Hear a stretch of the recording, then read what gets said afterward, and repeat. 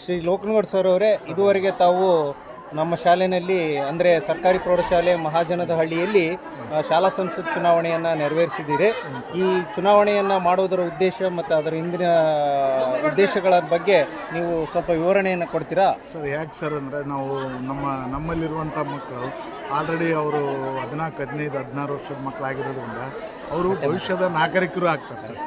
ಹಾಗಾಗಿ ಭವಿಷ್ಯದ ನಾಗರಿಕರಾಗೋದ್ರಿಂದ ಅವ್ರಿಗೆ ಇಲ್ಲಿದ್ದನೇ ಮತದಾರನ ಕರ್ತವ್ಯ, ಮತದಾನ ಮಾಡುವುದರ ಪ್ರಾಮುಖ್ಯತೆ, ಮತದಾನ ಯಾಕೆ ಮಾಡಬೇಕು, ಸರಿಯಾದ ಕ್ಯಾಂಡಿಡೇಟ್ ಹೇಗೆ ಆರಿಸ್ಬೇಕು, ಪ್ರಜಾಪ್ರಭುತ್ವ ವ್ಯವಸ್ಥೆಯಲ್ಲಿ ಮತದಾನ ಅಂತಕ್ಕಂಥದ್ದೊಂದು ಪವಿತ್ರವಾಗಿರ್ತಕ್ಕಂಥ ಕರ್ತವ್ಯ. ಹಾಗಾಗಿ ಮಕ್ಕಳಿಗೆ ಮತದಾರರ ಜಾಗೃತಿ ಮೂಡಿಸುವ ಸಲುವಾಗಿ ನಾವು ಈ ಚುನಾವಣೆಯನ್ನು ಹಮ್ಮಿಕೊಂಡಿವಿ ಸರ್. ಅಂದರೆ ಮತದಾನದ ಮಹತ್ವವನ್ನು ಬಾಲ್ಯದಿಂದಲೇ ಅಂತ ಕಲಿಸುವಂತಹ ಒಂದು ಪ್ರಯತ್ನವನ್ನು ನಿಮ್ಮ ಶಾಲೆಯಲ್ಲಿ ನಡೆಸ್ತಾ ಇದೆ. ಇದು ಒಂದು ಒಳ್ಳೆಯ ಉದ್ದೇಶ ಆಗಿದೆ. ಇದನ್ನು ಮಾಡ್ತಾ ಇರೋದಕ್ಕೆ ಸಮಾಜ ವಿಜ್ಞಾನ ಶಿಕ್ಷಕರಾದ ತಮಗೆ ಧನ್ಯವಾದಗಳನ್ನು ಅರ್ಪಿಸ್ತೀವಿ. ಧನ್ಯವಾದಗಳು sir. Thank you sir. Thank you.